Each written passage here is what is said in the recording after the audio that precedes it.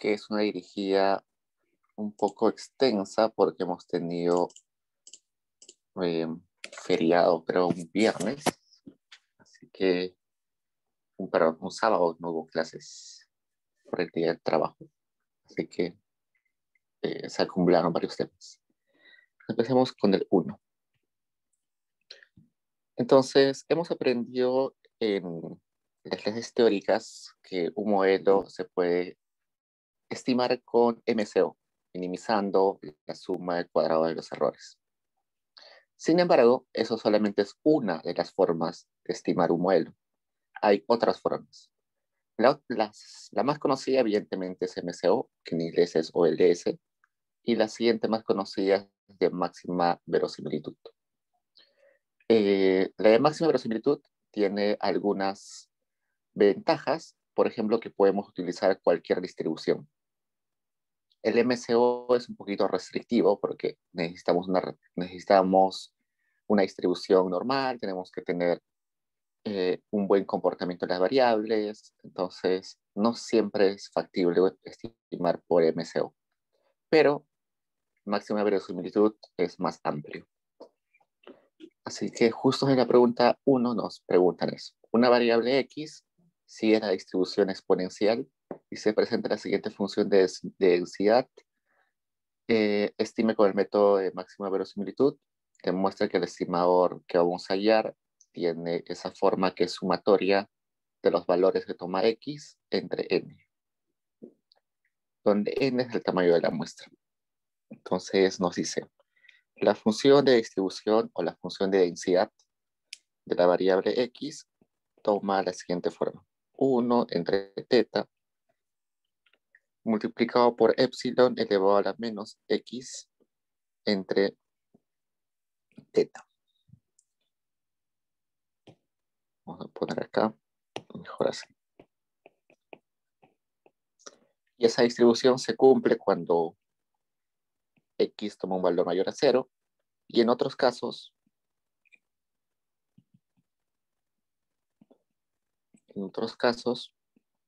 la probabilidad es 0,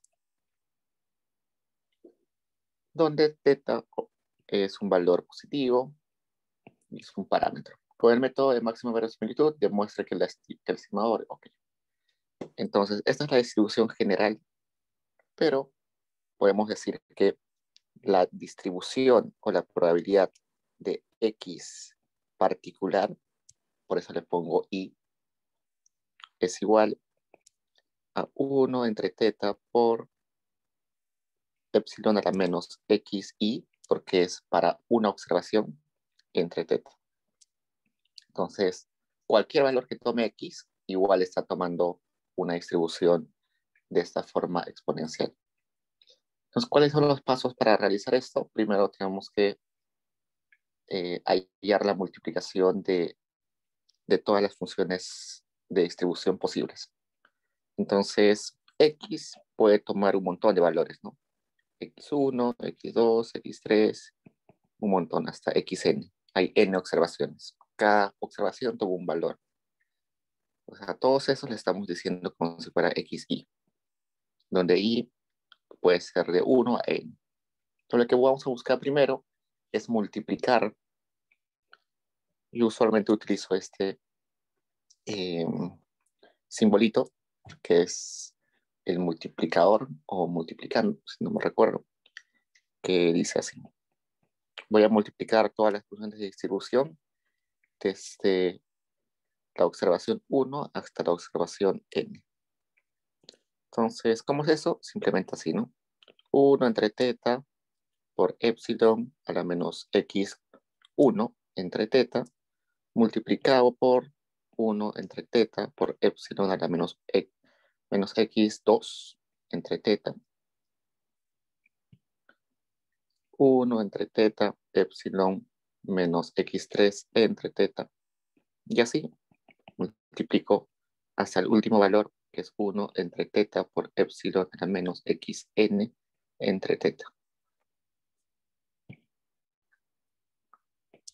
Entonces, opero eso por cálculo, sé que simplemente se puede simplificar que hay 1 entre teta n veces, ¿no? Entonces sería 1 entre teta elevado a la n. El epsilon se puede escribir de la siguiente forma, ¿no? Menos x1 entre teta menos x1 entre teta menos x2, x3 entre teta y así menos xn entre teta. Entonces 1 entre teta elevado a la n multiplicado por epsilon. Ahí puedo sacar el menos teta porque es una constante. Y lo único que está variando es la sumatoria, ¿no? De los x. Desde el x1 hasta el xn.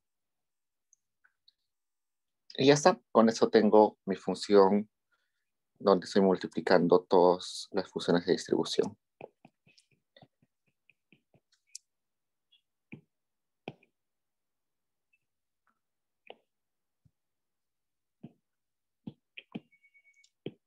Y el siguiente paso sería aplicar un logaritmo. Y se aplica el logaritmo por una cuestión práctica en realidad. Porque mi x está acá arriba, está en un exponente. Y como está en un exponente mi x, se me hace difícil matemáticamente despejarla. Entonces, de frente yo podría derivar eso. Derivo eso respecto al parámetro teta. Pero ese x que está ahí arriba va a dificultar algo la matemática. Por eso que siempre, o casi siempre, se saca el logaritmo. Vamos acá, aplico el logaritmo de todo esto. Y el logaritmo de una multiplicación, ustedes recuerdan, logaritmo de una multiplicación es igual a la suma de logaritmos, ¿no?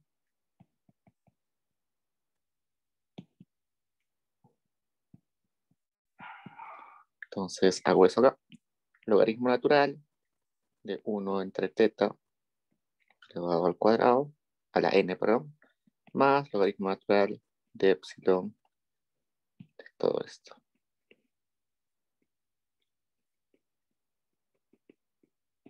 Pero también sé que el logaritmo natural de una variable elevado a la n es simplemente bajar el n que multiplica al logaritmo de z. Entonces con eso, acá sería el logaritmo natural, pero n, veces el logaritmo natural de 1 entre teta.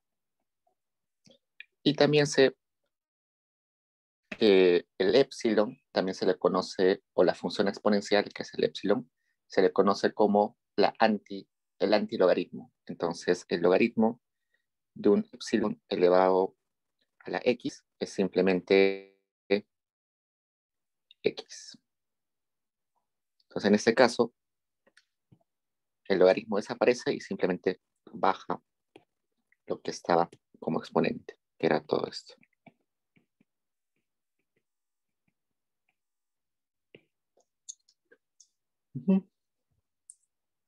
¿Qué más? Esa sería nuestra función que ahora deberíamos derivar. Nos derivamos eso.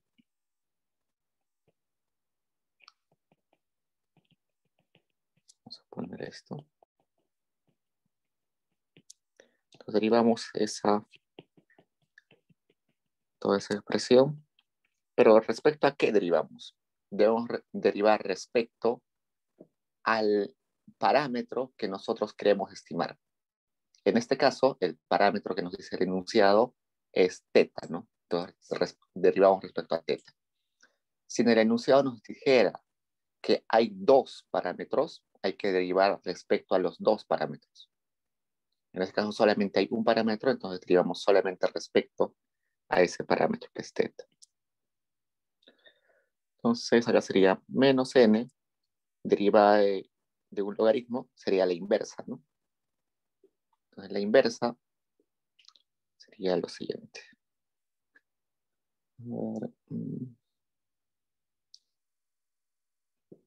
Okay, acá todavía podemos hacer alguna transformación.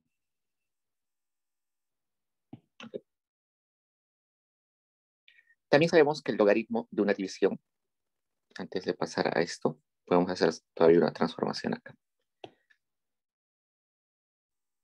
Cuando nosotros hacemos el logaritmo de una división, y entre z, por ejemplo, eso es simplemente el logaritmo de la resta, ¿no? Logaritmo de y menos logaritmo de z.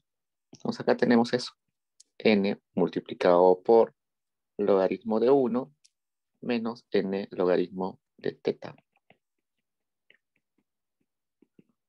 Resulta que el logaritmo de 1 es 0, entonces todo esto es 0, y solamente nos queda esto, menos n, logaritmo teta menos 1 entre teta.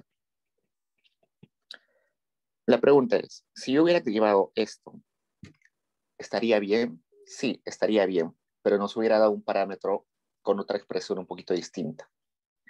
¿Hubiera seguido siendo correcto? Sí, pero al menos el ejercicio nos está diciendo que lo llevemos a una forma particular. Entonces, por eso que lo estoy llevando a esta forma que es más simplificada. Inclusive, si lo derivaran acá, antes de plantear el logaritmo, estaría bien, solamente que se va a volver una expresión muy compleja. La idea es que sea la expresión más simple posible. Entonces, acá ya llevé esa función a la forma más simple, derivo, entonces sería menos n por la derivada del logaritmo, que sería 1 entre teta, menos 1 entre teta, sería el signo menos adelante, teta al cuadrado, sumatoria de x. Y eso igualamos a 0. Entonces, despejando ahí, nos va a salir que teta es igual a sumatoria de xy entre n. Que es lo mismo decir que es el promedio de x, ¿no? Entonces acá le voy a poner un sombrerito y le voy a poner acá abajo máxima verosimilitud. Para diferenciar que es un estimador por máxima verosimilitud.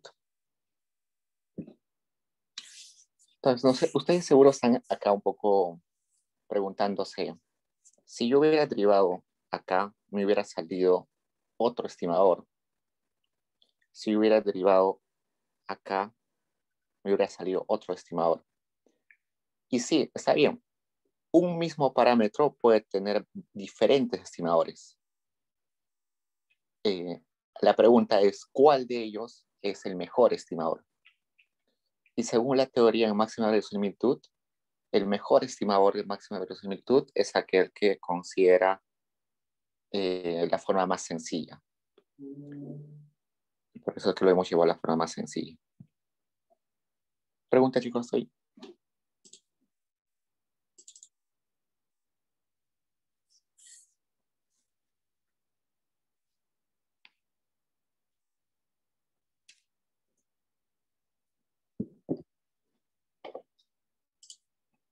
¿Ustedes recuerdan que cuando hacían esto de Gauss-Markov, les proponían a ustedes un montón de, una familia en realidad de estimadores de MCO, ¿no? Beta MCO, pero había una familia, que eran combinaciones lineales de la variable y, si no me equivoco.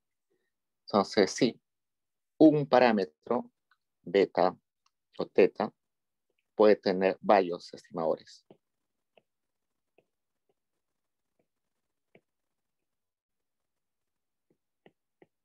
La pregunta es saber cuál de los estimadores es el mejor.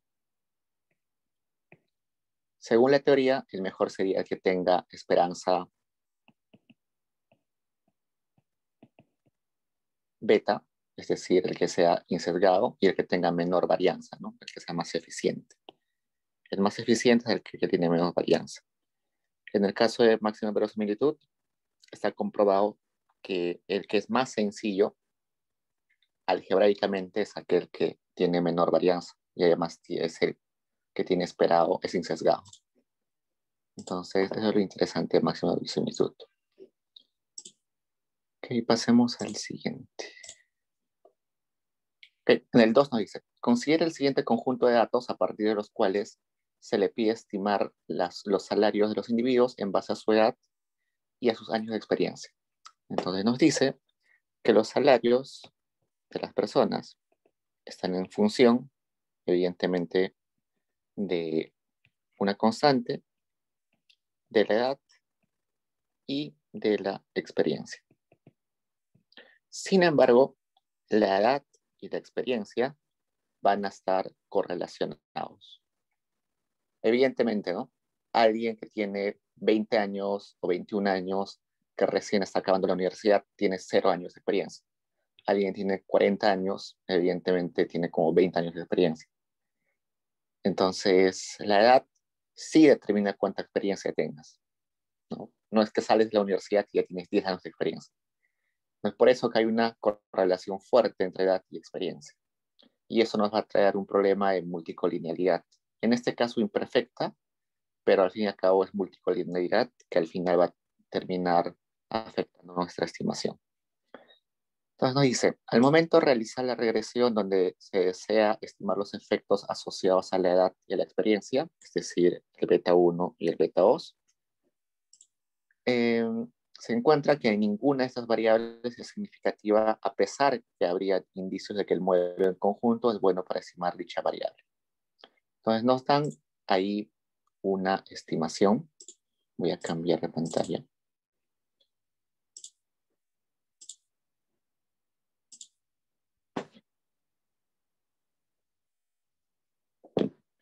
Acá nos da una estimación.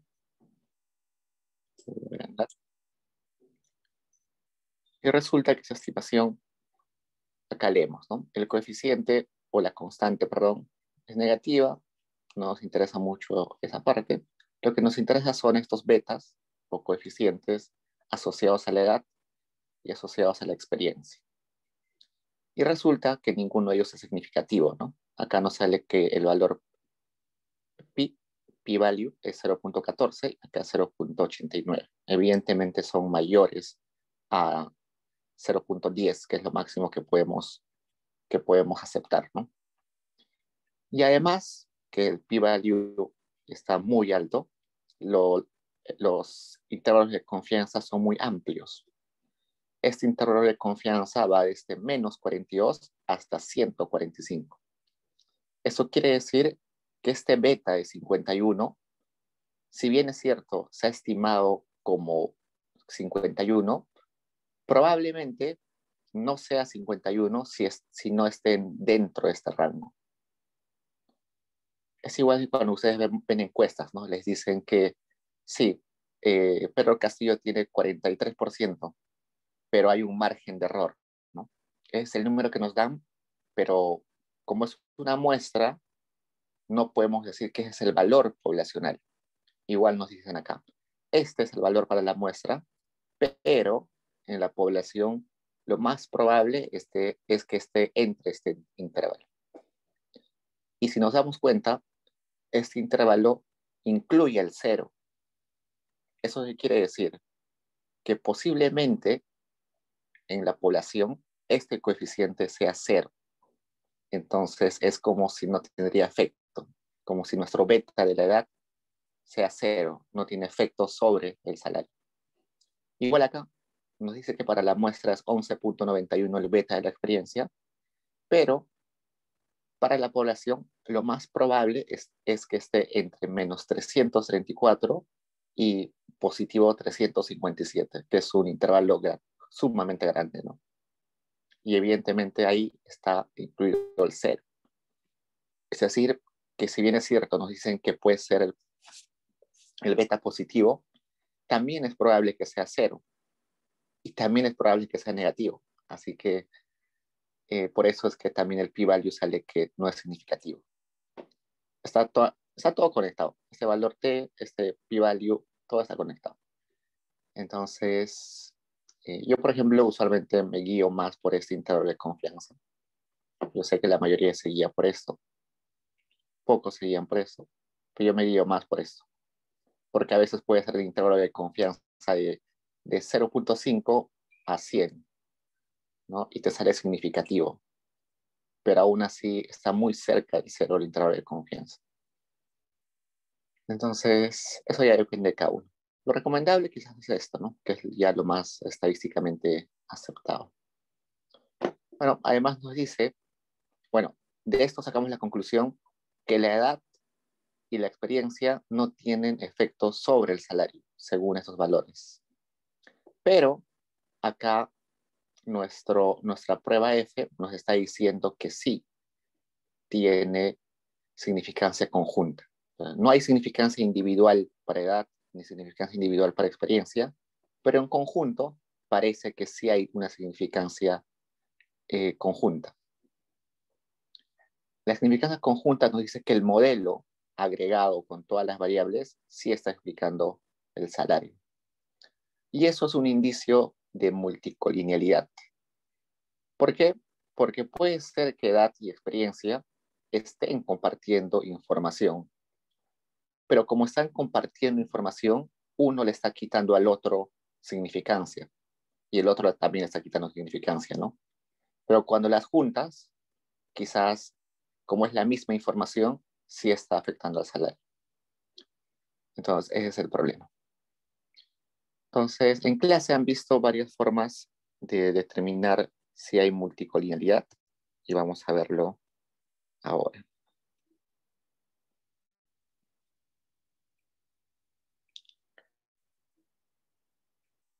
Creo que lo mejor es utilizar algo de Stata para que quede claro. Vamos a abrir Stata para que quede claro.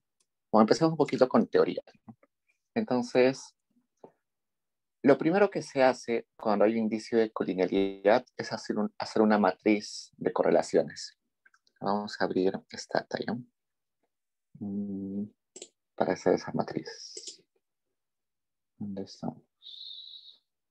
Escritorio, programas,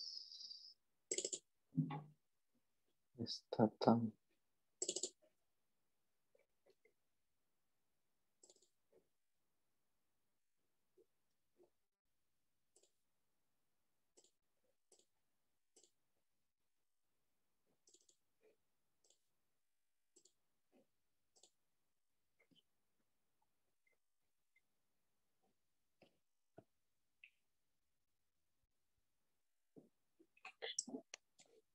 Acá tengo Stata. Voy a copiar los datos acá.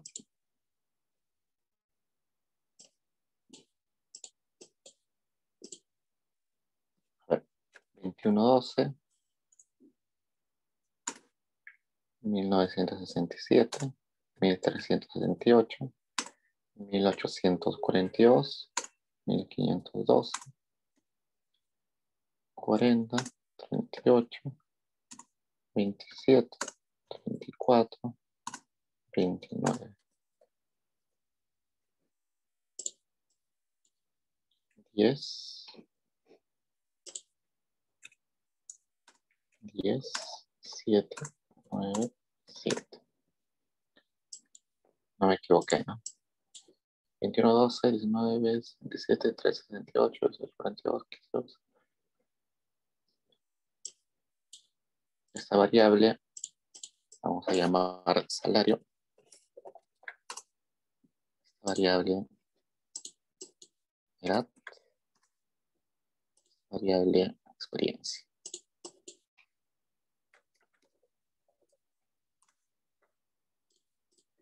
Si hago la regresión, evidentemente me va a salir lo mismo que me dieron hace un rato, ¿no? Lo mismo. Ahora nos dicen que una forma de detectar que hay autocorrelación, perdón, que hay multicolonialidad, es con la variable o con la matriz de correlación. ¿Cómo hago eso? Simplemente agarro mis variables dependientes, es decir, edad y experiencia.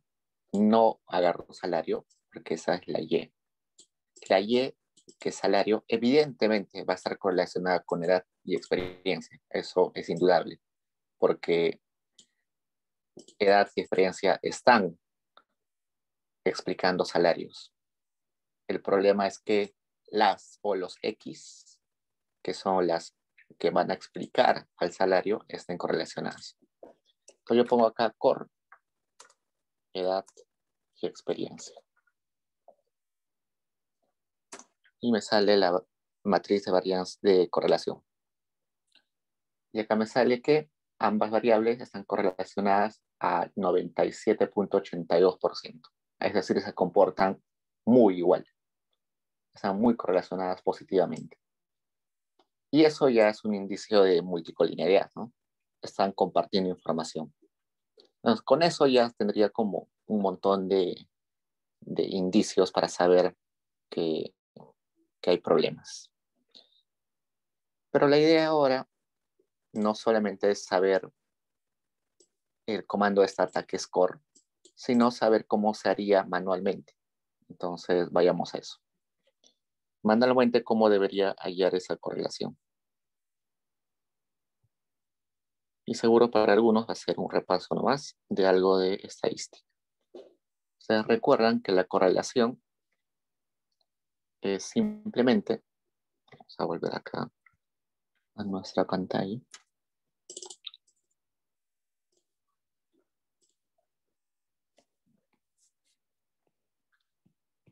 La correlación entre dos variables, entre X y Y, es la covarianza entre X y Y dividido entre la desviación estándar de X multiplicado por la desviación estándar de Y, ¿no?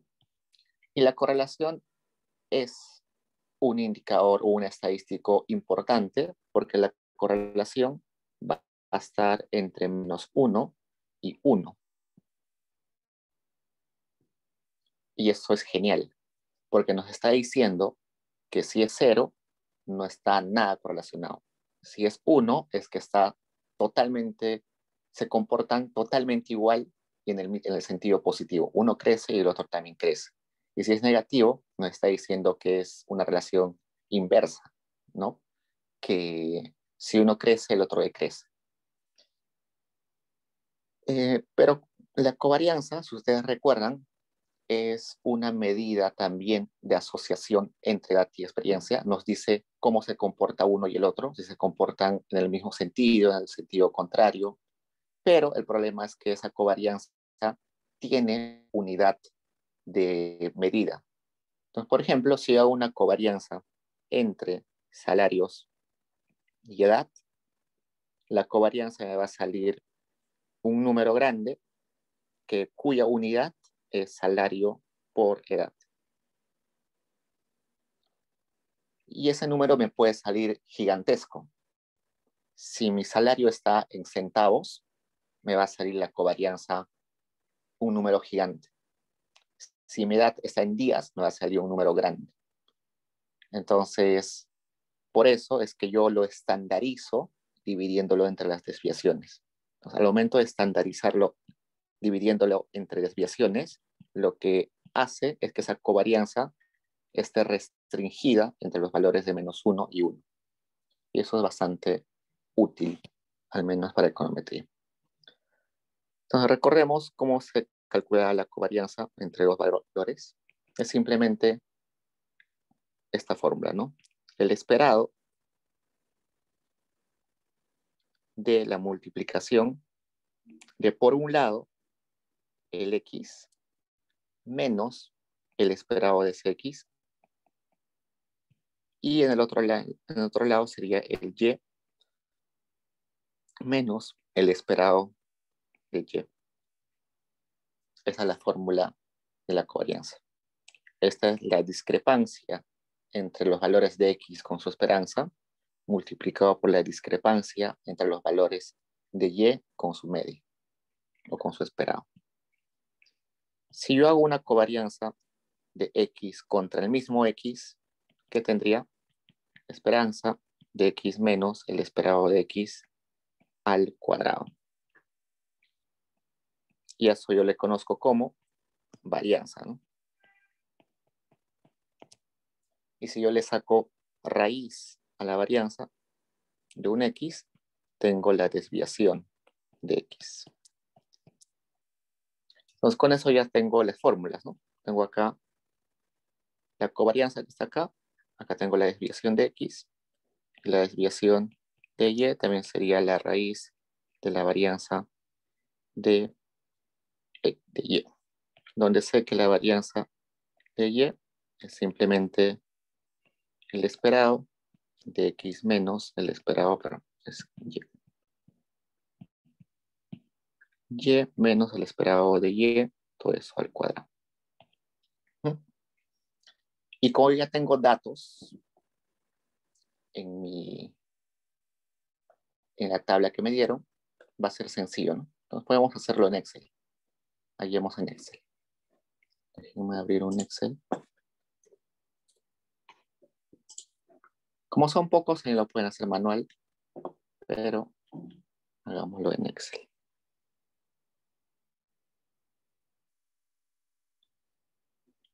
Recuerden que nos debe salir este valor, ¿no? 97,82 o algo muy cercano. Eso seguro está aproximado. Debe ser un número más largo, pero nos debe salir algo parecido. Entonces copiemos los valores que tenemos acá.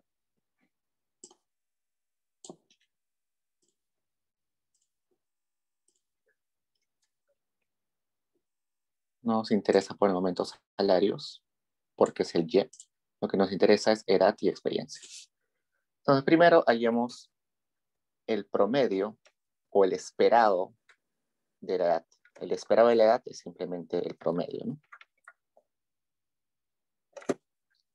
El promedio de la edad. ¿Están viendo mi pantalla? No. Perdón.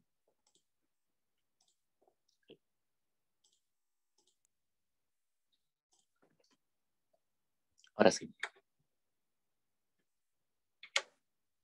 Entonces acá tengo los datos de edad y experiencia. Son simplemente 5 observaciones.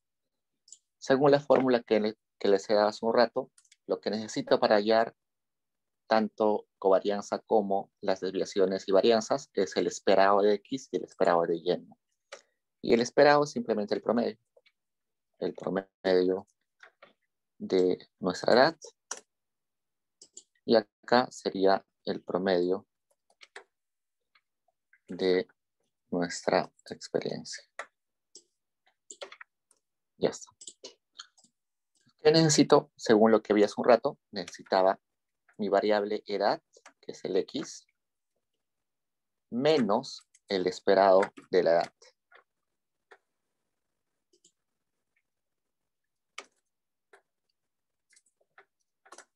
¿Okay? Entonces, ¿qué hago? Agarro la edad del individuo 1 y le resto el esperado de la edad. Como ese esperado es fijo, le voy a poner acá estos signos de dólar, que es diciéndole que esa celda es fija. Y hago lo mismo para para las 5 observaciones. Entonces, esa diferencia de edad con el esperado de la edad toma un valor para cada una de las observaciones. También necesito la experiencia menos el esperado de la experiencia. Entonces, igual, agarro experiencia para cada individuo y le resto la media o el esperado de la experiencia. Y como ese número es fijo, acá lo fijo con estos signos. Y ya está. Acá puse experiencia, es experiencia.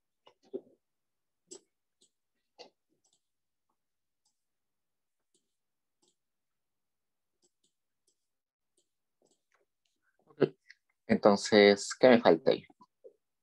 Para el caso de la covarianza, ¿qué tenía que hallar? Tenía que multiplicarlos, ¿no? Entonces necesitaba multiplicar esto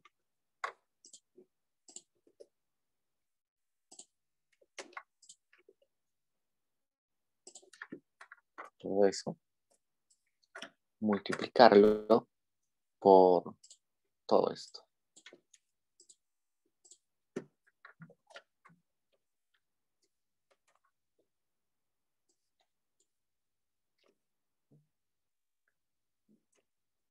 Simplemente multiplico esto por esto.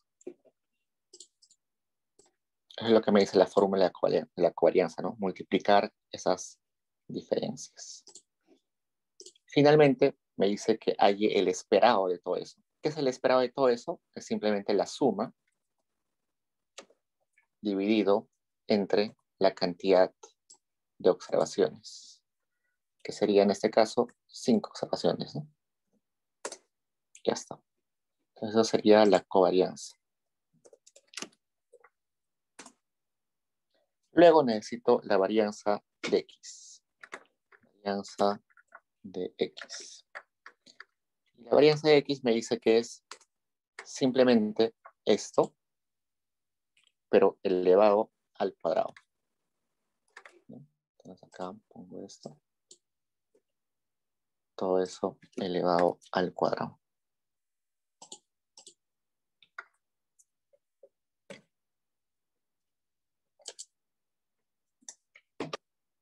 Entonces agarro esto,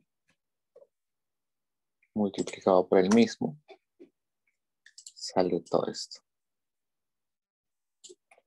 Y me dice que la varianza de esa edad sería el esperado de todo este cuadrado. ¿Qué es el esperado de todo eso? Simplemente la suma de todo eso, pero dividido en la cantidad de observaciones que es n, que es 5 en ese caso.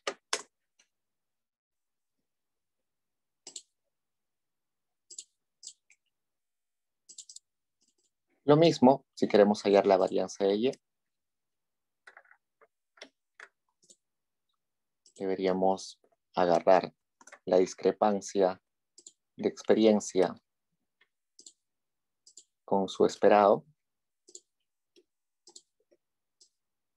y elevarlo al cuadrado.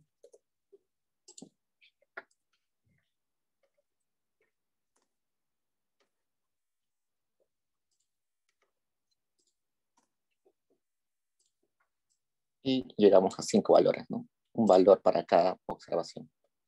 Y la varianza es simplemente la sumatoria de todos esos números, pero divididos entre la cantidad de observaciones, que es 5. Este X que era edad, ¿no? Ponemos esto es edad. Y esto es experiencia. Y por fórmula que vimos hace un rato, la desviación de edad simplemente sería la raíz cuadrada de la varianza de edad.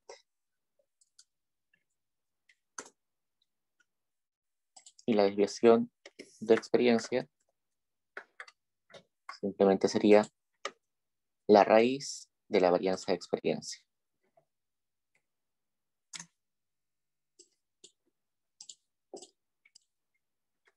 Por fórmula, la correlación entre edad y experiencia debería ser la covarianza dividido entre la multiplicación de desviaciones. Ya está. Sale 0.9782. ¿Coincide con lo que sacamos hace un rato? 9782. Coincide. Esa sería la correlación. Entonces, esto simplemente era para recordar un poco estadística. Yo sé que nos olvidamos muy rápido a veces. Okay.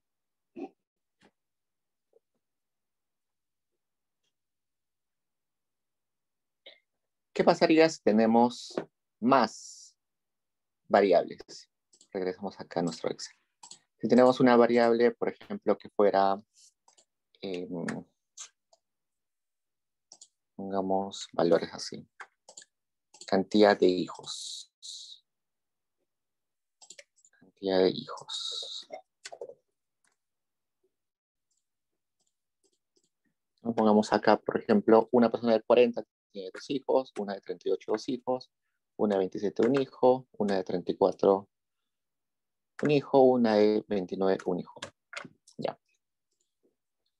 Entonces, en ese caso, yo necesitaría hacer la matriz de varianzas y covarianzas, pero la matriz de correlación entre las tres variables.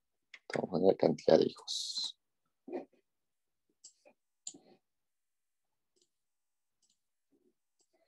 Pues igual hago mi comando que es core entre las tres variables x. Ya sacan. Entonces, este valor sería la covarianza, perdón, la correlación entre edad y experiencia, la correlación entre hijos y edad, y la de experiencia e hijos. Entonces, todos están correlacionados, ¿no? Son 88%, 84%, 87%. Todos son muy altos. Entonces, evidentemente hay un problema de multicolinealidad.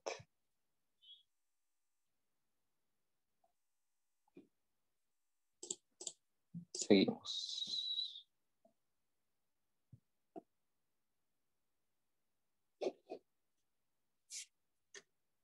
A ver, ¿qué más preguntan? ¿Cómo podría detectar si existe un problema de multicolinealidad? Ya hicimos uno, ¿no? Una forma era con la matriz de correlaciones. Por consenso en econometría se dice que hay una correlación muy fuerte si es un número mayor al 80%, a 0.8. Pero es relativo. Por el momento, teóricamente, aceptemos eso, que es mayor a 80%, a 0.8.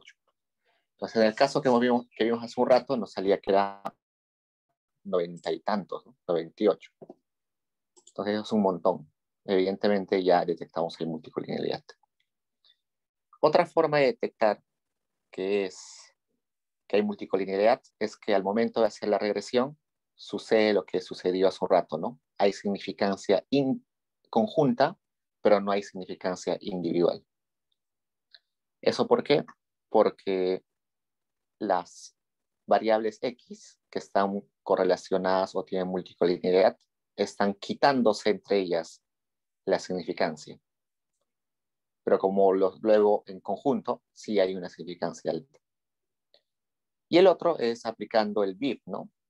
El valor de inflación, el BIF. Ya me olvidé que es BIF. Es la inflación de la varianza, ¿no? Variance inflation. La variación de diferencia, el BIF. Y sabemos que el valor crítico para el BIF es 10, ¿no? En un rato podemos hacerlo en Stata. Pero se puede calcular sencillamente el BIF. ¿Cómo se calcula el BIF? Tenemos la fórmula, ¿no? El BIF es simplemente 1 entre 1 menos R al cuadrado. Esa es la fórmula. Pero hay un error muy común que aparece en, en los exámenes. Nuestro modelito era este, ¿no? Voy a copiarlo. Y cuando yo les pido calcular el BIF, los chicos usualmente me ponen el R cuadrado que sale de esta regresión. Y eso está mal. El R cuadrado debe salir de la regresión que es edad versus experiencia. O que también pueden hacerlo al revés, ¿no? Experiencia, edad. Al fin y al cabo es el mismo, les va a salir el mismo R cuadrado. O sea, el R cuadrado que deben utilizar es este R cuadrado, el que regresiona las X contra las X, no la inicial. Entonces nos está diciendo que el R cuadrado este es 0.9865. Entonces simplemente reemplazo eso en el BIF, sería 1 entre 1 menos 0.9865, y eso me va a dar 23.22. Y como dijimos hace un rato, el valor crítico del BIF es 10. Si es mayor a 10 el BIF, ya decimos que hay multicolinealidad. Ahora regresemos a nuestro eh,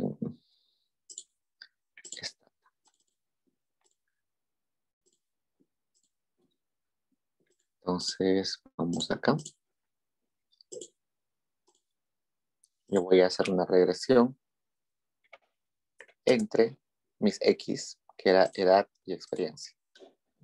Y me sale que el R cuadrado es 0.9569. Si hago lo opuesto, regresión de experiencia y edad, me debe salir lo mismo. 65.69. Lo mismo. Entonces, ese es el R cuadrado que yo debo utilizar para el BIF. No puedo utilizar este R cuadrado que era 98.65, que era el que teníamos para el modelo completo, sino el que regresiona a los X. Entonces, ¿cómo se aplica el BIF? Vamos a poner acá. Para aplicar el BIF, lo que tengo que hacer primero es hacer la regresión completa. ¿Dónde está la regresión completa? Regresión de salario versus edad, experiencia. Enter. Y después de hacer la regresión completa, pongo BIF. Y me va a salir esto. Esto me está diciendo, en primer lugar, que el BIF asociado a la edad contra las demás endógenas o las demás X es 23.22. El BIF asociado entre la experiencia con las demás X es 23.22. Es decir, que esta primera columna ha salido de esta regresión de edad versus experiencia. Este BIF de experiencia, esta que sería una columna, ha salido de esta, que era experiencia versus edad. Pero como tienen el mismo R cuadrado, sale el mismo numerito. Si tendríamos ecuaciones más X, unos 5X, nos va a salir diferente esa realidad. Y este min BIF es la media entre todos, ¿no? Entonces, acá evidentemente es mayor a 10. Decimos indudablemente que hay multicolinealidad.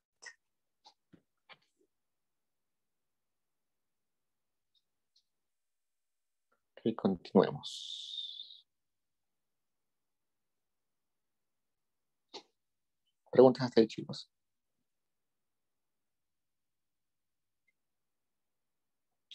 Exacto, Paul. Solo entre las variables explicativas. Para hallar el BIF, utilizamos el R cuadrado entre variables explicativas.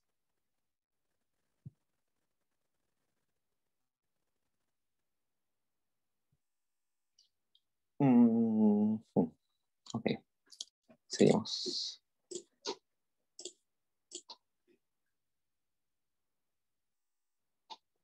Y ahora la pregunta que cae por madura es, ¿cómo soluciono el problema de multicolinealidad si tengo un modelo como el de ahorita, ¿no?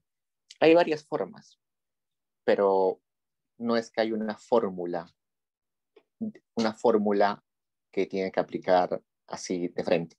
Hay opciones y ustedes tienen que escoger cuál es la mejor opción dentro de las condiciones del estudio que están haciendo. Entonces, por ejemplo, una opción es simplemente eliminar una de las variables. Eliminar las variables o una de las variables que genera esa multicolinealidad.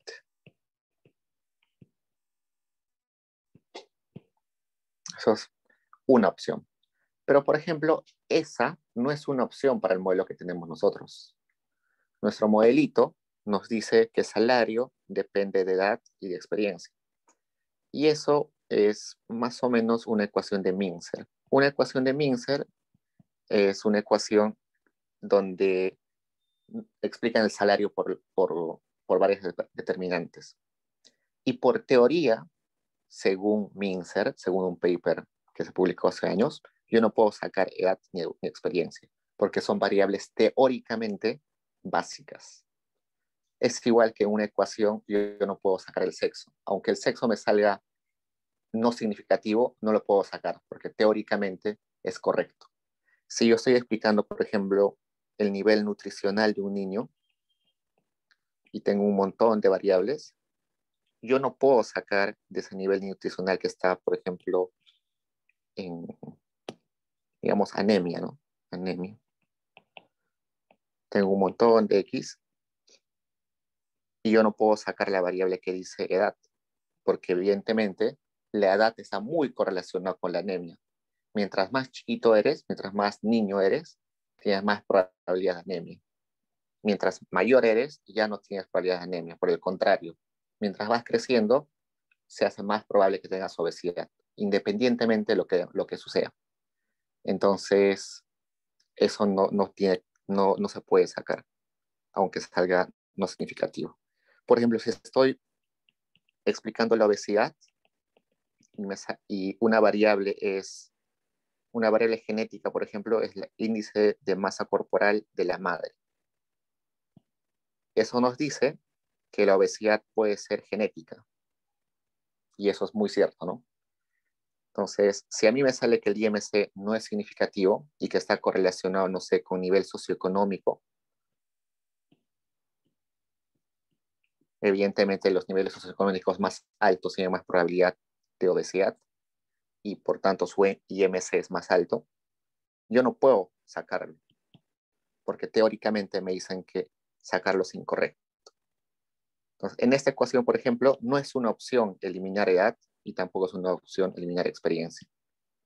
Seguro que en otros trabajos que ustedes tengan, sí va a ser una opción sacar uno. Y es quizás lo más sencillo y lo más fácil. Otro es hacer, eh, ampliar nuestra muestra.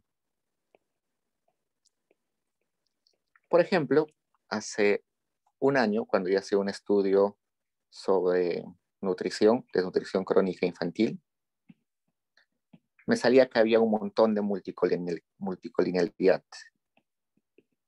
¿Por qué? Porque los niños que estudiaba solamente estaban entre 3 a 5 años. Y evidentemente, al ser una edad muy restringida, de 3 a 5 años, los niños eran muy parecidos, ¿no? Tenían pesos muy similares, tenían hábitos muy similares, tenían la cantidad de consumo de hierro y de proteínas muy similares. Eh, entonces, había un montón de multicolonialidad. ¿Cómo resolvimos eso? Ampliando ese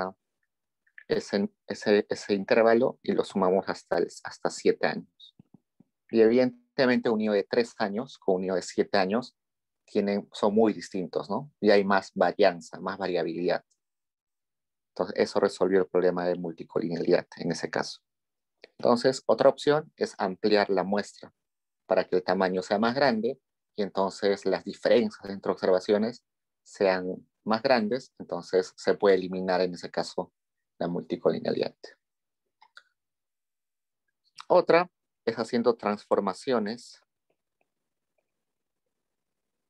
a las variables. Por ejemplo, cuando yo tengo peso y años y edad como el X1 y el X2, evidentemente el peso de un niño está muy correlacionado con su edad, ¿no? Es claramente relacionado. Un niño de 1 año pesa menos que cualquier niño de 5 años, ¿no? Es claramente correlacionado. Entonces, ¿qué se hace usualmente ahí? Es agarrar el peso y llevarlo a desviaciones estándar. Entonces, agarro el peso del niño menos eh, el esperado del peso entre la desviación del peso. Esto por estadística sabemos que es un puntaje Z, ¿no? La desviación estándar del peso del niño respecto al peso de sus compañeros o de los demás de la muestra. Entonces, ese peso Z me está diciendo que si el Z es 0, el niño pesa en promedio igual que el grupo de niños. Si ese Z es 1, me está diciendo que pesa más el promedio de sus compañeros. Si pesa -1, me está diciendo que pesa menos que el promedio de los niños. Y se lee así. Ese niño pesa -1 desviación estándar que el promedio de los niños. Si el Z es -4, digo, ese niño pesa -4 desviaciones estándar por debajo del promedio de los niños. Entonces, esa transformación a desviaciones estándar, que es lo mismo que a un puntaje Z, ayuda a modificar o a resolver la multicolonialidad. Porque ya no estoy hablando del peso en sí, sino estoy hablando del peso relativo que tiene el niño en comparación a los demás niños. Entonces, eso me resuelve bastante bien el problema de multicolonialidad en ese caso. Y otro es generando variables sintéticas. Por ejemplo, en un trabajo que hicimos hace un tiempo con el profesor Franke, teníamos un X1 que era empoderamiento de la mujer, empoderamiento económico de la mujer. Teníamos un X2 que era empoderamiento de la mujer, pero en el ámbito social. Otro que era empoderamiento de la mujer en el ámbito de la salud. Y había otros indicadores de empoderamiento como empoderamiento físico. El empoderamiento económico tenía que ver con que si la mujer tenía ingresos propios o dependía de los ingresos de su pareja. El empoderamiento social nos decía si la mujer tenía libertad para salir de su casa y tener amigas o visitar a sus familiares. El empoderamiento de salud nos decía si la mujer tomaba decisiones sobre su salud o tenía que consultar primero a su esposo antes de ir a un hospital, por ejemplo. Y empoderamiento físico tenía que ver con violencia, ¿no? Si la mujer sufría violencia, es que estaba desempoderada físicamente. Pero evidentemente, estas 4 variables estaban relacionadas, ¿no? Una mujer que no tiene independencia monetaria, evidentemente va a estar más dependiente del hombre en los demás aspectos, ¿no? En el aspecto social seguro también va a estar condicionada. Entonces, esos 4 estaban relacionados. Por ejemplo, empoderamiento de salud. Si la mujer no tiene ingresos propios, tiene que consultar sí o sí a su esposo para tener que tener el dinero para ir a una clínica. Entonces, estaban totalmente relacionados y las regresiones no salían. ¿Qué hicimos? Aplicamos, por ejemplo, en ese caso, un índice sintético por el método de factores por factoriales. No recuerdo ahorita el nombre. Lo que hace ese índice sintético es agarrar las 4 variables, ver cuán correlacionadas están, combinarlas dependiendo de cuánta información comparten y sacar una sola variable, una variable X grande. O sea, las simplifica en una sola variable. Entonces, como si fuera una variable de empoderamiento general. Eso se puede hacer con varias formas, con componentes principales, con factoriales, con una sumatoria y otras técnicas que van a aprender luego. O sea, eso hace que ya no tenga que meter 4 variables a mi modelo, sino simplemente una, que me está simplificando todo lo demás. El problema con esto es que este X sintético ya no tiene una interpretación fácil.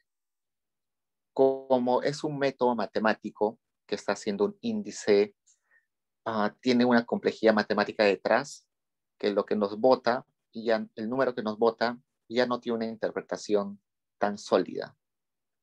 Entonces el beta asociado a ese no se puede leer fácilmente. Pero aún así es una solución factible, ¿no? ¿Preguntas, chicos?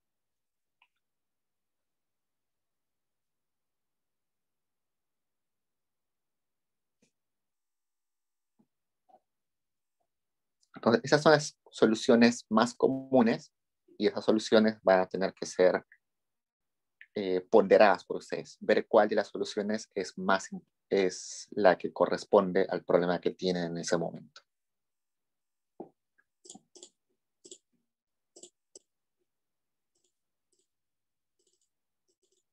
Seguimos. La pregunta 3 ya tiene que ver con el modelo con variables binarias o dicotómicas. Nos dice que hay un modelo donde una variable y se explica por un intercepto, por un x1, por un s1, por un s2, donde y es el salario en soles, x representa la educación media en años de estudio, s1 es la variable que toma el valor de 1 si es hombre, y 0 si es mujer, y S2 es la variable que toma como valor 1 si es mujer y 0 si es hombre.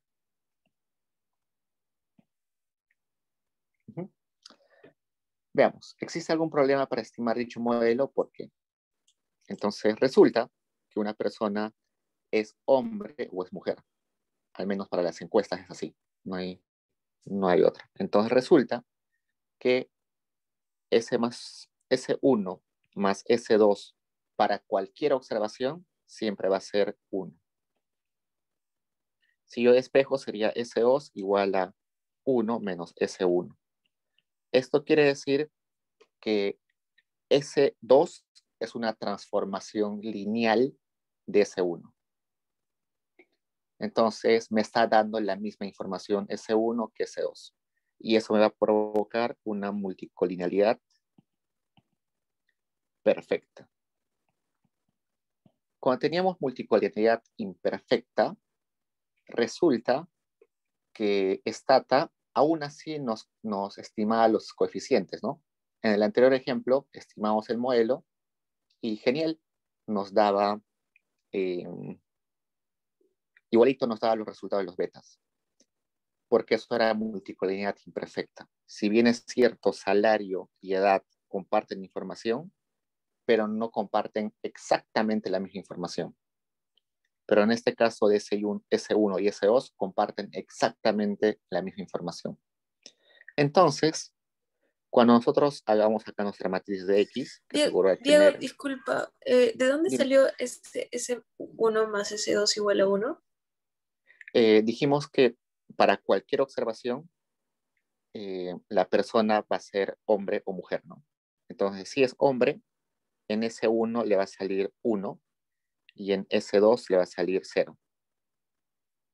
Ahí sería 1. Si la observación es mujer, la variable S1 le va a salir 0 y la variable S2 le va a salir 1. Entonces, para cualquier observación, la suma de S1 y S2 va a ser 1. Solamente puede ser hombre o solamente puede ser mujer. ¿Queda claro, chicos? Sí, gracias. Ya. Entonces, cuando yo tenga acá mi matriz X, seguro va a salir así, ¿no? Una columna de unos por el intercepto, me va a salir una columna de X1, acá, me va a salir una columna de S1, una columna de S2, ¿no? Y yo me voy a preguntar, ¿cuál es el rango de ese X? Este sería N por K, ¿no? N observaciones y K variables. Pero ese rango de K, ese rango de X, no va a ser un rango completo, porque este S2 es linealmente dependiente de S1, porque es una transformación lineal según lo que he visto acá, ¿no? Entonces, el rango de esa matriz no va a ser completo, no va a ser el tamaño completo acá. Si no, si yo eliminaría esto, no pasaría nada, ¿no? Entonces, por eso decimos que es rango no completo, incompleto. Y en Mateco hemos dicho que si... ¿Por qué pongo completo y incompleto? ¿Qué me pasa? Rango incompleto. Hemos dicho que si una variable o una matriz, perdón, tiene rango incompleto, el determinante de esa matriz va a ser igual a 0, si es que el rango es incompleto. Entonces la determinante de X va a ser 0. Y resulta que cuando yo tenía mi beta por MCO, tenía esta expresión, ¿no? X transpuesta por X menos 1 por X por Y. Entonces, yo tenía mi X, que es, según este ejemplo, rango incompleto, que lo transpongo normal, una matriz con rango incompleto se transpone normal, lo multiplico por el X, como es la multiplicación de un X con rango incompleto y un X con rango incompleto, esa multiplicación también va a ser de rango incompleto, por propiedades de matrices. Y cuando yo quiera invertir eso, yo recuerdo que la inversa de un, acá voy a poner, inversa de una matriz A, por ejemplo, es igual a 1 entre el determinante de A por la matriz adjunta de A. La matriz adjunta de A, pueden repasarla, es un poco más compleja, pero el problema está acá, que como el determinante de este X es 0, el determinante de este X transpuesta por X también es 0. Entonces acá sería 1 entre 0 por el adjunto de X, así. Y 1 entre 0, evidentemente es infinito, ¿no? Entonces, por eso es que por MCO no se puede estimar los betas, porque no existe esta inversa de esa matriz. Entonces, cuando yo vaya a Stata me va a decir, mira, no se puede. Vamos a hacer el ejemplo, ¿no? Vamos a ir a Stata y vamos a ver que Stata me va a decir que no puede.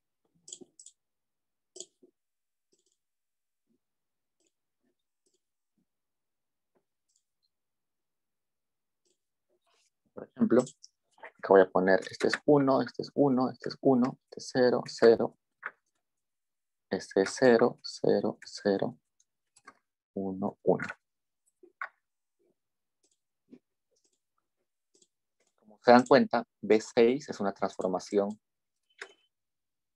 del S2, ¿no?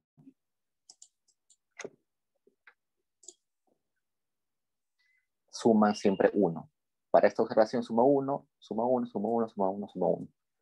Estos que llevan 1 acá son hombres, mujeres acá. Estos son hombres, mujeres. Entonces yo trato de hacer una regresión de salarios, edad, experiencia, S1 y S2. Pongo Enter.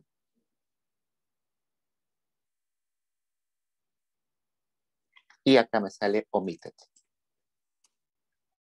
Y me sale Omitted porque Stata ha detectado de que el S1 y el S2 es una transformación lineal uno del otro.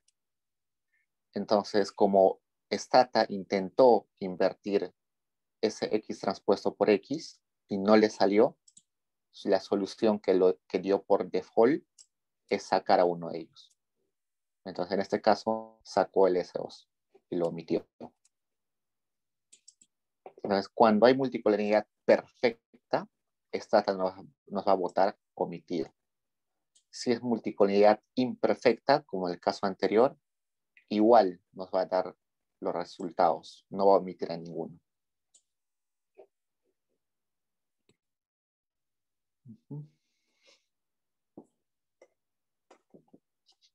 Esto les va a salir típicamente. Esto a mí me sucedió miles de veces, que sale una variable omitida.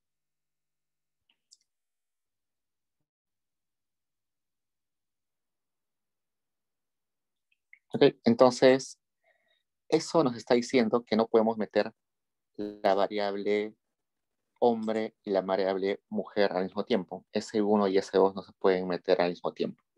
Stata ya nos dio una solución, ¿no? Omitir una de ellas. Stata es tan crack que ya lo hizo, omitió una de ellas y solucionó el problema.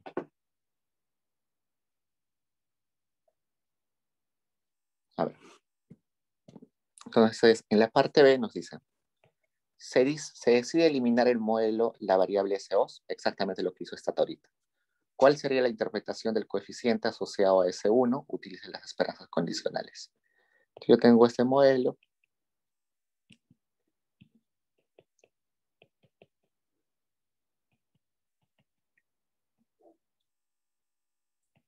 Y ya no estoy poniendo el S2.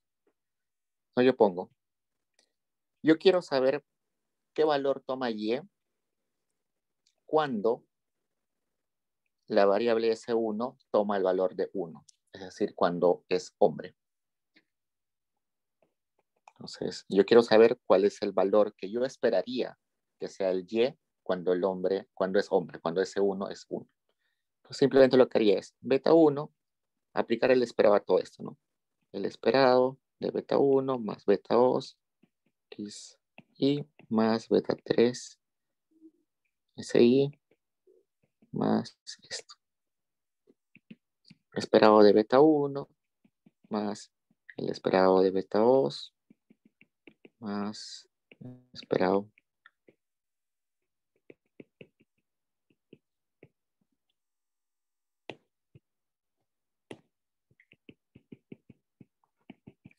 Por supuesto, por un supuesto que teníamos en las primeras clases, habíamos esperado del error es 0, ¿no? Entonces esto es 0. El beta 1, como es un beta poblacional, es un valor fijo, así que su esperado es el mismo beta 1. El beta 2 es un valor fijo porque es poblacional. Y el X1 es un valor dado. Uno de los supuestos era que los X eran fijos, ¿no? Entonces, también no le afecta el esperado. Y finalmente, acá en el esperado del beta 3, sabemos que el S1 es 1, entonces simplemente sería beta 3. ¿Okay? Esto es cuando es hombre.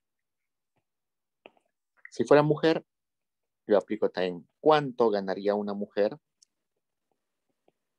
Acá el S1 debería ser 0, ¿no? Para que sea mujer. Entonces aplico igualito. Sería beta 1 más beta 2, X1 más, no, solamente está ahí. Entonces yo puedo hacer una resta, ¿no? Resto esto.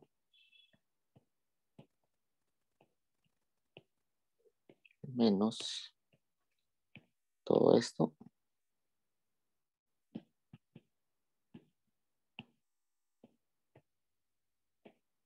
Resto esto, menos esto. ¿Y qué me queda? Simplemente beta 3. Entonces, beta 3 me está diciendo cuánta diferencia hay en salarios, porque Y es salarios, entre hombres y mujeres. Entonces, beta 3 es aquella variable que equivale a decir si los hombres tienen más salario que las mujeres o menos salario que las mujeres, dado que las demás X o las demás variables explicativas están fijas. Ceteris paribus, ¿no? Ok, entonces ese beta 3 se interpreta de esa forma. Vayamos a la Diego, parte. disculpa, no me quedó claro la interpretación. O sea, es si aumenta un hombre más. ¿Sí? Claro, si esto es positivo, si ese beta no sale positivo, es que los hombres ganan más que las mujeres. Si es negativo, es que los hombres ganan menos que las mujeres. Esto es lo de los hombres, las mujeres. ¿Cuánto ganan más los hombres solamente por el hecho de ser hombres? ¿No? Si fuera positivo. Si fuera negativo, ¿cuánto ganan menos los hombres solamente por el hecho de ser hombres? Ok, en este caso no sería si aumenta un hombre más. ¿Es así? ¿O simplemente es hablar de la distancia entre ambos? Claro, lo pueden interpretar como si fuera, eh, un incremento de los salarios de los hombres respecto a las mujeres, ¿no? Entonces, si beta 1 crece, es porque los salarios de los hombres crecen más que los salarios de las mujeres. También de esa forma la pueden interpretar. Por ejemplo, si yo aplico acá derivada, sería derivada de Y1 entre derivada de C1, sería beta 3, ¿no? Eso sería, interpretativamente sería, ¿cuánto ganan más? ¿Cuánto más de salario hay cuando una persona pasa de ser mujer a hombre? O cuando una observación pasa de ser mujer a hombre, ¿no? Algo así. Por eso no quiero interpretarlo como si fuera una derivada, porque no suena lógico, ¿no? Cuando pasa de ser mujer a ser hombre. No me suena bien. No suena lógico.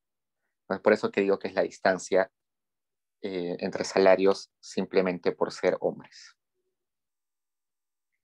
Pero técnicamente, si fuera, por ejemplo, X, yo sí hago la derivada, ¿no? Ahí sería beta 2. X yo sé que es educación, ¿no? Y este es salario. Ahí sí sería más fácil, ¿no? Este beta 2 es el efecto marginal, ¿no? Por cada año de educación que aumenta nuestra persona, su salario aumenta en beta 2. Acá no podría decir por cada vez que pasa de ser hombre a mujer, cambia su beta. Pero cada vez que pasa de ser mujer a hombre, cambia su beta. Suena un poco raro, por eso que hablo solamente de distancia. Ok, vayamos al C. El C me dice que va a aumentar una nueva expresión. Tenemos acá beta 2. Y está aumentando esto, que es la multiplicación entre S por educación. Y me dice que interprete que es beta 4. Entonces, igualito, hago mi esperado para hombres. Y1 dado que S1 es igual a 1. Entonces sería beta 1 más beta 2, X1 más beta 3. Acá sería más beta 4 por XY, por ejemplo. Y el esperado de U es 0, ¿no? Evidentemente. Y para mujeres, sería el esperado de Y, dado que esa variable toma 0. Entonces sería beta 1 más beta 2, X1. El beta 3 por 0 se va. Entonces, acá tendríamos simplemente esto. Nada más. Yo hago la diferencia entre esto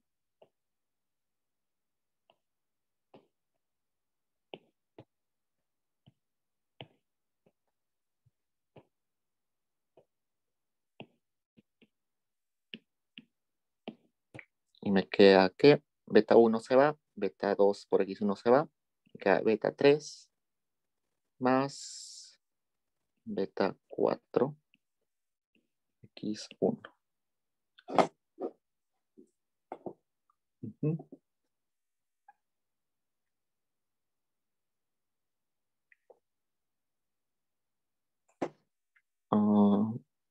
Sí, ok.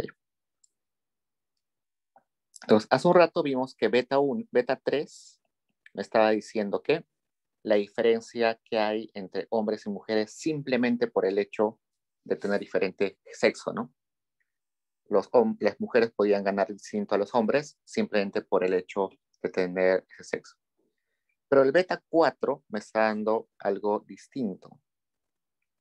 El beta 4 me está diciendo la interacción entre sexo con educación.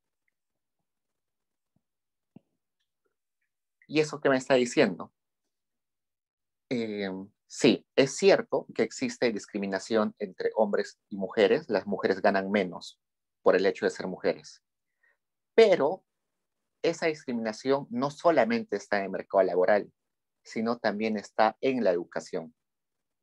Entonces, en la educación también hay mujeres que acceden a menos años de educación que los hombres porque es, digamos, una tradición familiar. Entonces, ese beta 4 me está hablando de la diferencia en rendimientos de la educación por tener diferente sexo.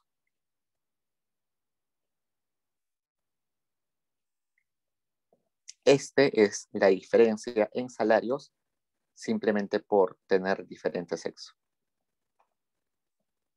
Entonces, este es como si fuera la discriminación en el mercado laboral en salarios, pero esta es como la discriminación que hay en educación que luego se traslada al mercado de trabajo en forma de menores salarios. ¿Tienen preguntas, chicos?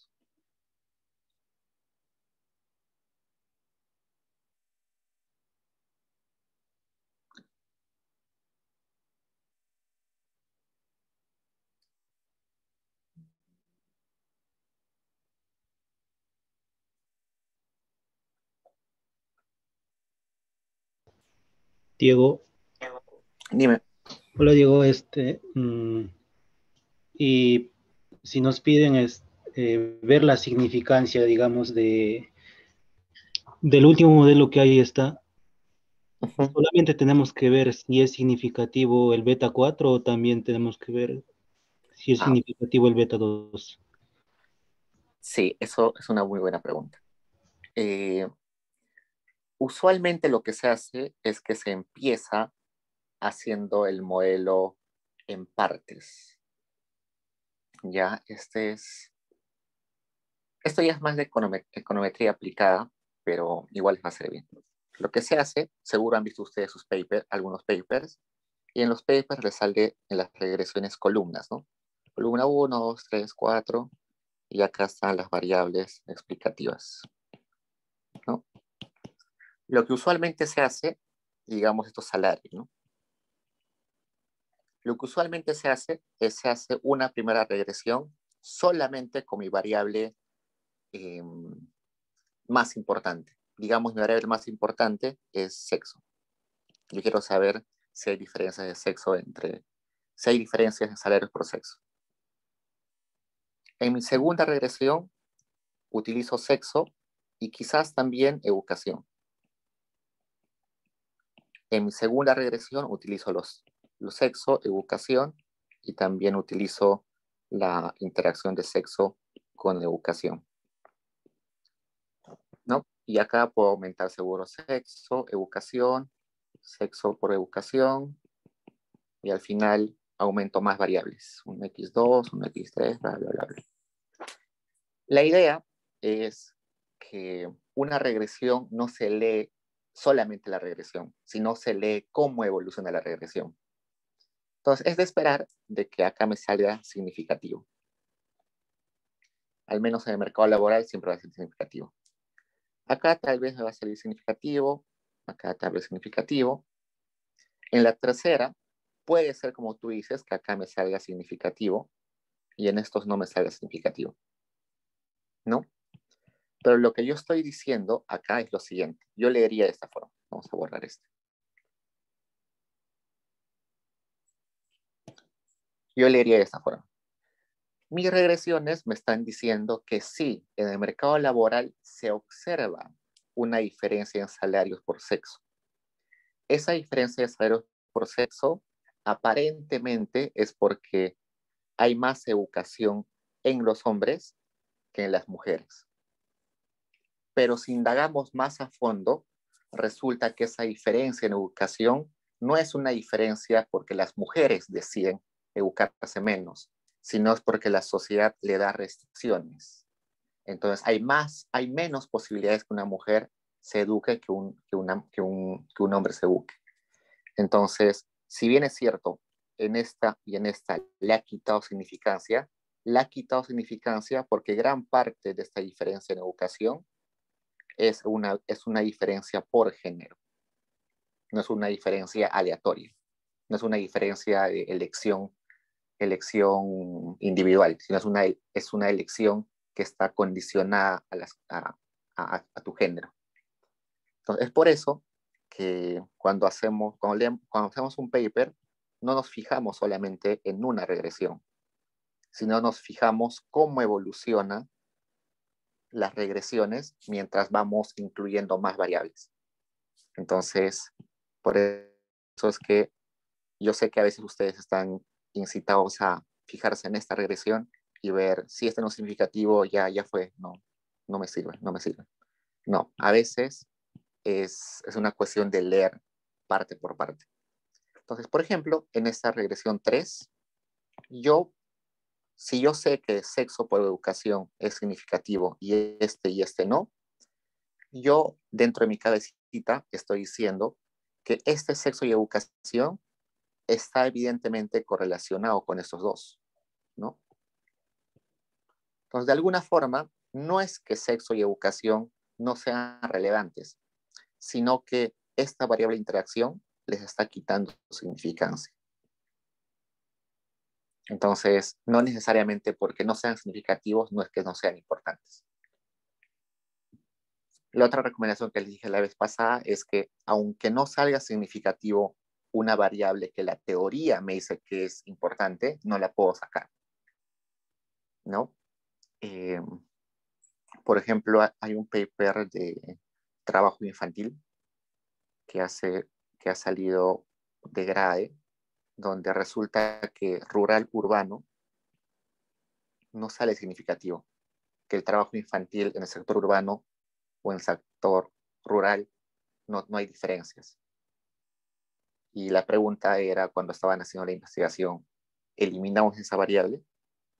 Y la respuesta inmediata fue no, porque la teoría me dice que el mercado laboral urbano y el mercado laboral rural son sumamente distintos. Entonces no puedo quitarle. Quizás está saliendo no significativo porque otra variable le está robando significancia. Por ejemplo, ¿qué variable puede estar robando significancia? Habían otras variables como departamentos. Entonces, quizás los departamentos le estaban quitando significancia a la variable rural urbano, ¿no? Entonces, sí, hay que fijarnos en la significancia porque es importante, pero también hay que leer el modelo en conjunto y también relacionar con la teoría. ¿Preguntas, chicos?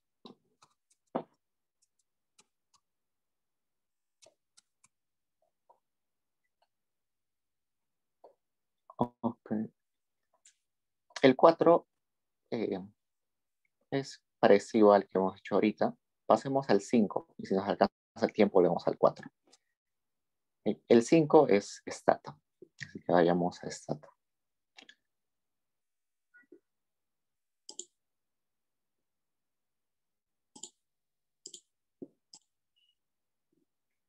Acá Fabio me dice, ¿es la brecha salarial? Sí. Lo interesante de la brecha salarial es que el estudio de la brecha salarial por género ha evolucionado demasiado rápido.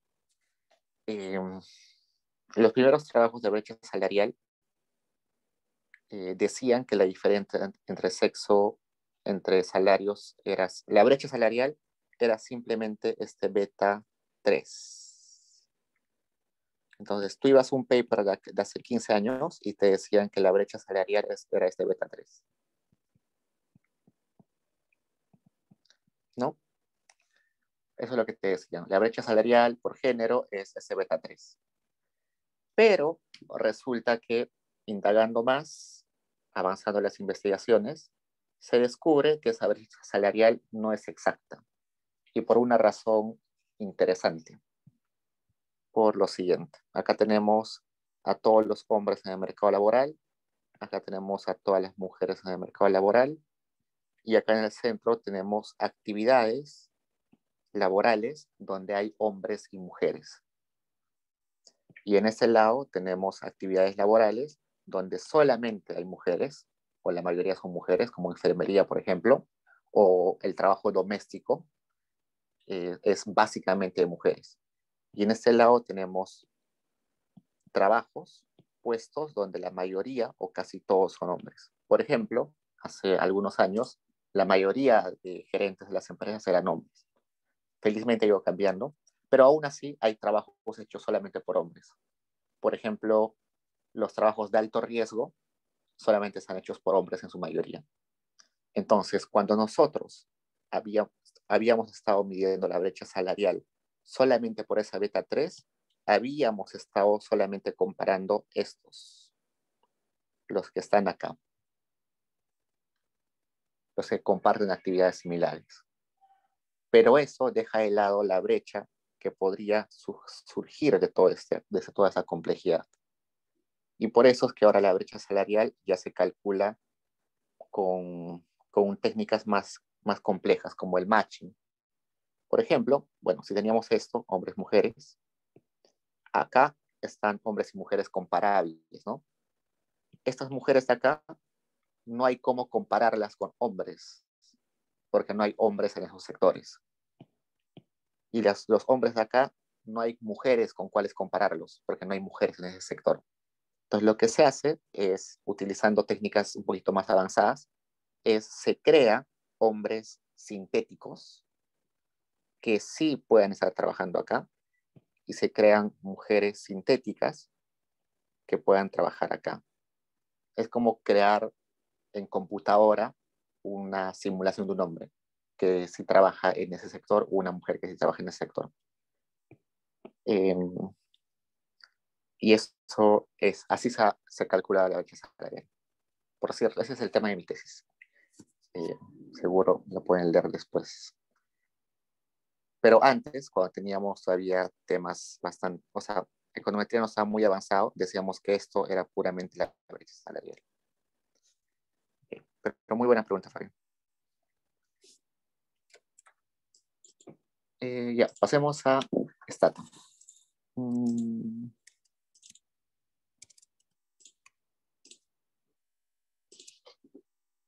Okay. Acá nos dice que al inicio de la década de 1990 sucedió un evento importante en la economía mundial, que fue el Consenso de Washington. En esta materia, este Consenso de Washington implementó una serie de políticas monetarias, una serie de políticas económicas en el mundo. Básicamente, no siendo tan drásticos bueno, voy a ser drástico, no importa. Resulta que en el Consenso de Washington hubo el condicionamiento de algunos países o algunas autoridades o académicos hacia los países menos desarrollados, por ejemplo, Perú. Entonces, el Perú estaba mal, estaba en quiebra, estábamos con inflación y todo eso. Entonces, el Consenso de Washington viene y nos dice, ustedes tienen que hacer estas cosas y nosotros los ayudamos. Si no aceptan, ustedes fríguense por su lado, algo así. Entonces, es por eso que en 1990, 91, 92, países como el Perú aplicamos ciertas medidas condicionados a la ayuda de otros países. Es por eso que en el 90, en las elecciones, Vargas Llosa quería implementar unas medidas muy similares al Consenso de Washington, mientras que Fujimori en las elecciones decía que no, que él no iba a implementar esas medidas. Pero una vez que llega al poder Fujimori, resulta que se ve acorralado porque todo el mundo, Estados Unidos, el FMI, el Banco Mundial, todos ellos presionan al Perú para que acepte aplicar esas políticas. Entonces, a pesar de que prometió no hacerlo, terminó haciéndolo por presión del Consenso de Washington. Entonces, resulta que es un punto de quiebre en la economía mundial, porque se cambia de un paradigma económico a un nuevo paradigma. Entonces, nos dice que evaluemos si las consecuencias de la reforma estructural implementadas a inicios de la década de los 90 generó un quiebre estructural. Un quiebre estructural quiere decir que el comportamiento, los betas que teníamos, no son constantes. Por ejemplo, hace un rato cuando nosotros vimos en nuestro beta 3, estábamos asumiendo que ese beta 3 funciona para todas las personas de nuestra población o de nuestra muestra. Pero quizás ese beta 3 no funciona igual en la costa que en la sierra, o no funciona igual ese beta en los sectores A que en el sector D, ¿no? Y tiene sentido, ¿no? Porque ese beta 3 me habla de una brecha por género pero la brecha de género está más marcada en los sectores menos educados. En los sectores altos, la brecha de género no está tan marcada. Entonces, ese beta 3 quizás no funciona igual en diferentes contextos. Igualito, cuando hablamos de esto del PBI per cápita y de las importaciones de ese criterio 5, el beta asociado al efecto de una variable sobre otra parece que no es el mismo beta antes del 90 y no es el mismo beta después del 90. A eso se le llama un cambio estructural. Entonces nos dice que veamos la relación entre el logaritmo del PBI y el logaritmo de las importaciones. Entonces entremos acá a Stata, cierro esto y me voy acá. Ustedes tienen el do file ahí en Paideia y acá está. Lo único que tienen que hacer es cambiar esta dirección. Esta dirección que he puesto acá es la dirección donde yo he guardado mi base de datos. Entonces, mi base de datos está guardada en esta dirección, en esta dirección, en este URL, y esa lo he copiado acá. Entonces acá está, simplemente esto es para decirle que está ahí mi base de datos. Corro esto, y ya está. Y voy a abrir la base de datos que me dan en Paideia. En Paideia hay una base de datos, y esa base de datos me está diciendo información desde hasta el 2010, desde el 90, desde el 80, sobre PBI, importaciones, y MC, ¿qué es MC? Vemos. Bueno, lo único que vamos a utilizar es PBI, consumo, importaciones, NC, importaciones de bienes de consumo. ¿Okay? Resulta que si yo hago un histograma del PBI, me va a salir algo así. Esperemos que cargue. No es una normal, ¿no? Y uno de los supuestos para hacer regresiones es que tengamos variables normales. Pero el PBI no es normal. Igualito, los ingresos de las familias no son normales. Es por eso que usualmente transformamos las variables a logaritmos. Entonces acá estoy transformando el PBI con logaritmo. Y ahora voy a hacer el histograma con esa nueva variable que está en logaritmo. Y eso ya se parece más a una normal. Voy a poner acá density. LNPBI. Se parece más a una normal. Igualito para importación de bienes de consumo, lo transformo en un logaritmo para que se parezca a una normal. Grafico ambos. Cada puntito es una observación. Cada puntito es un año. Entonces, en este año, por ejemplo, había muy poquita, un PBI muy chiquito y también importaciones de bienes de consumo muy chiquito. Y así, cada puntito es una observación. Pero parece que el comportamiento de los que están acá, de los años que están acá, no es igual al comportamiento de los años que están acá. Primero, acá están más dispersos. Acá parece que está siguiendo una tendencia mejor comportada, están más juntos. Entonces, para eso voy a diferenciar. Primero, los que eran antes de 1990 y luego los que son después de 1990. Acá le estoy diciendo, hazme una línea de tendencia, es decir, la recta MCO, entre importación de bienes de consumo con el PBI. Hazme lo mismo, una línea de tendencia, en la línea MCO, entre las mismas variables, pero para años después de 1991. Y además, hazme el mismo gráfico que hice hace un rato, que era ese gráfico de puntitos, ¿no? Entonces, corro eso, y son 3 gráficos en uno solo. Este gráfico, que es la tendencia para los años antes de 1990, que son los gráficos, esta es la tendencia para los que son después de 1990, y los puntitos, que eran cada puntito era un año, ¿no? Y al parecer sí, ¿no? Tienen una pendiente distinta, al parecer.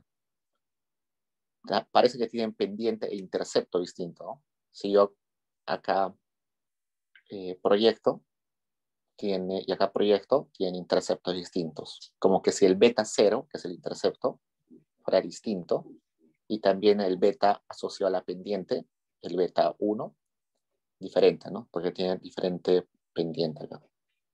Todo eso ya me da un indicio de que tienen distintas, que hay un cambio estructural en 1990.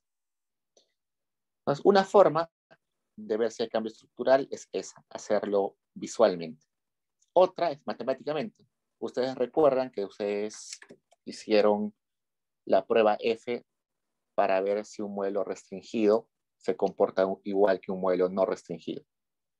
En este caso, el modelo no restringido sería el modelo sin considerar el quiebre estructural. Y el modelo restringido sería el modelo considerando que hay un cambio estructural. Entonces, lo que debería aplicar es una prueba F para ver cuál de los dos modelos es mejor, el restringido o el irrestricto.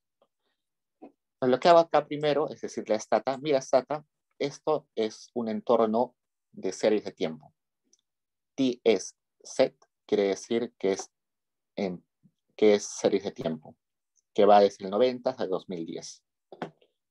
Luego voy a crear una variable t, que es igual al año, simplemente estoy cambiándole el nombre al año, y voy a hacer una regresión que tenía, usualmente quiero explicar las importaciones por el PBI y por el t, y quiero ver si ese t es importante. Y acá me dice que el t parece que es importante, ¿no? No está cerca, pero está casi ahí, ¿no? 0.10. Entonces, esto sería como el modelo irrestricto. El modelo que solamente me está diciendo que haga la regresión todo junto. Que este beta del PBI es igual antes del 90 y después del 90. Pero yo puedo poner una variable dummy que sea cambio. Esa variable dummy me está diciendo que 0 son aquellas observaciones de los años antes de 1990 y 1 son los que son después de 1990. Y hago la regresión por separado. Primero hago la regresión solamente para los que están antes de 1990. Y acá me parece que al parecer hay más significancia. Luego hago la regresión para solamente los que están después de 1990. Junto los recibos, acá tengo los recibos, la suma de cuadrados de los recibos para ambos, los sumo y ustedes ya tienen la fórmula del F, ¿no? La prueba F era la diferencia entre la suma de cuadrados de los recibos, entre la cantidad de el K y el K, perdón, entre la cantidad de X, si no recuerdo. Entonces, con esto calculan el valor F, que sería 33.69. Eso lo comparan con el F de tabla, que al final va a salir 2.99. Y como resulta que el F de tabla es menor al F que hemos sacado del modelo, resulta que sí hay cambio estructural, que el modelo restricto, el modelo que consideraba que había un cambio, es mejor. Esto simplemente no es importante, inclusive no lo íbamos a explicar, pero es más o menos para que sepan cómo se puede utilizar la prueba F para ver cambio estructural. Luego me está diciendo que calcule la regresión con tendencia. Entonces acá voy a hacer una regresión sin intercepto, porque así es lo que me está diciendo acá. Acá me está diciendo, estime el modelo. Acá no hay el beta 0, entonces no hay una constante. Y este es como, el t es como si fuera el tiempo, ¿no? Que es como la tendencia serial. ¿Por qué hablamos de tendencia serial? Porque, por lo siguiente, cuando vamos a ver gráficamente, resulta que si lo ordenamos en el tiempo, ambas variables tienen un comportamiento similar y ambos son crecientes. Entonces, Entonces, eso me quiere decir que el tiempo está explicando en parte el comportamiento de las variables. Y tiene sentido, ¿no? El PBI en el largo plazo usualmente crece. Y crece no porque sea, no por variables exógenas, sino crece básicamente porque la población crece, porque inercialmente el PBI y la producción siempre van a crecer. Es raro de que crezca, ¿no? O si ya crece es a corto plazo, pero no a largo plazo. Entonces, por eso es que pongo un T. Ese T que estoy poniendo es una tendencia en el tiempo. Bueno, acá puedo graficar de vuelta ambos, solamente juntando los puntos. Y ahora la pregunta es, ¿cómo veo con un test si hay cambio estructural o no? Y para eso está el QSUM.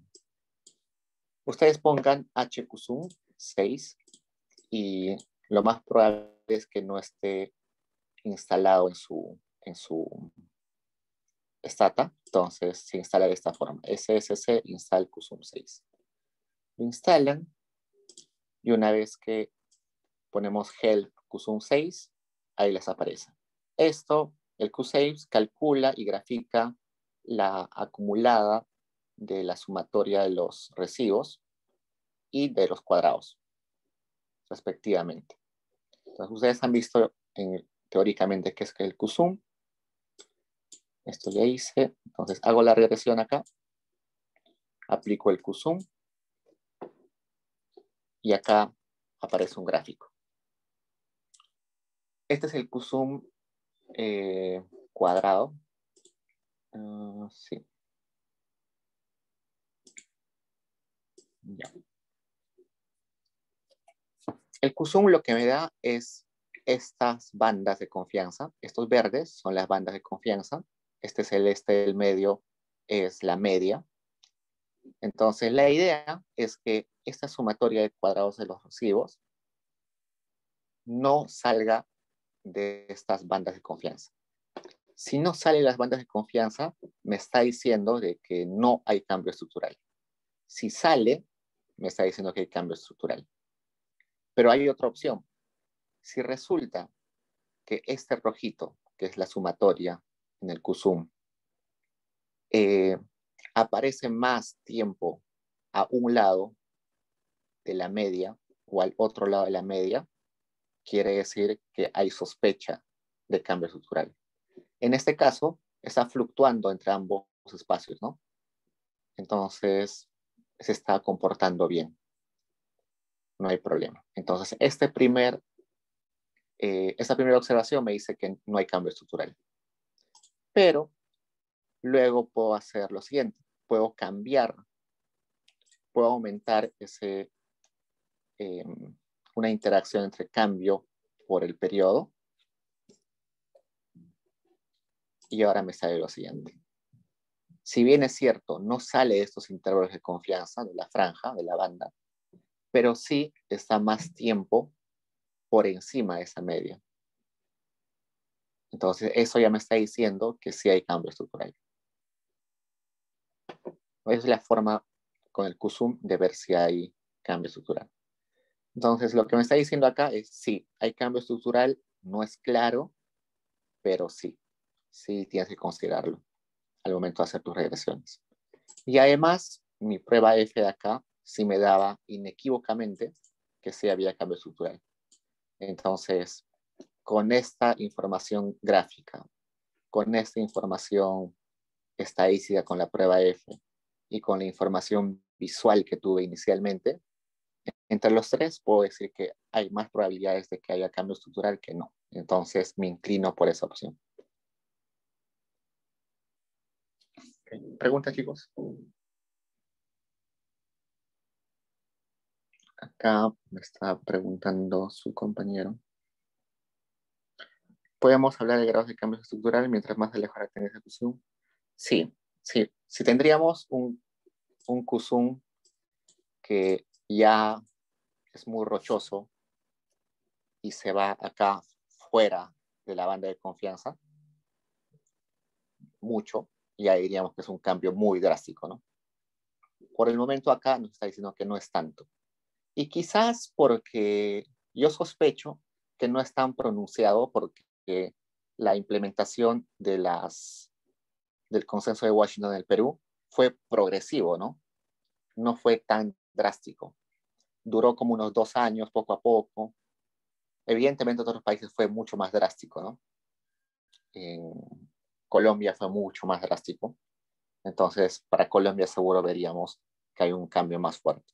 Como el Perú fue quizás un poquito progresivo, es que no se nota tan drásticamente.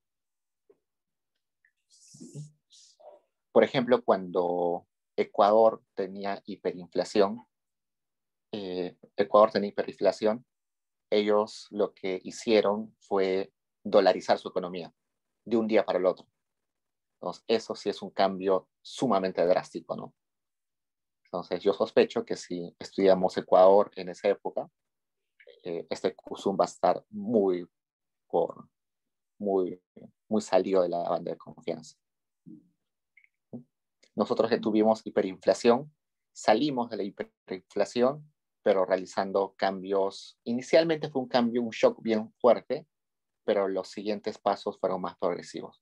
Por eso sospecho que no es tan drástico. Ok, chicos, ya nos pasamos la hora. ¿Tienen preguntas?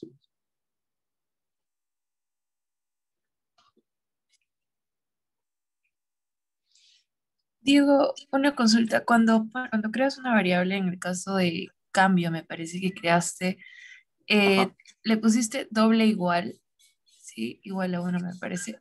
¿Por qué le pones doble igual? A ver, ¿dónde está el doble igual? Ahí, El ahí doble, lo pasaste, ahí lo pasaste.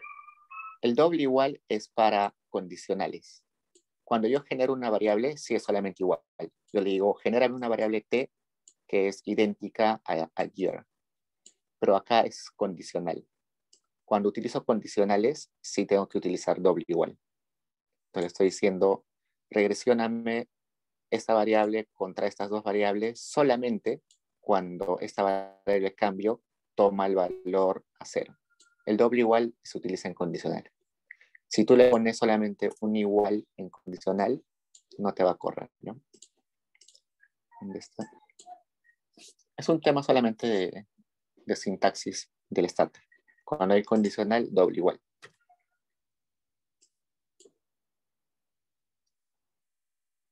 Es corre.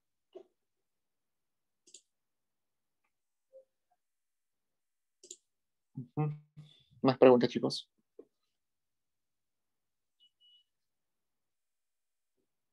Y si, por ejemplo, al momento de generar una variable, le pone doble igual, genera una variable a con doble igual, no va a hacerme caso. Es cuestión simplemente de sintaxis. Es igual que la ortografía en nuestro idioma, ¿no? Stata también tiene su ortografía. Bueno, chicos, sería todo por hoy. Nos vemos. Cualquier cosa me escriben. Saben que cualquier Gracias, rato. Diego. Hasta luego. Cuídense, chicos. Nos vemos. Diego, disculpa, Dime, Flavio. sí, Fabio. Javi. No sé si es directamente relacionado con esto, pero ¿conoces literatura sobre de qué depende la mortalidad infantil?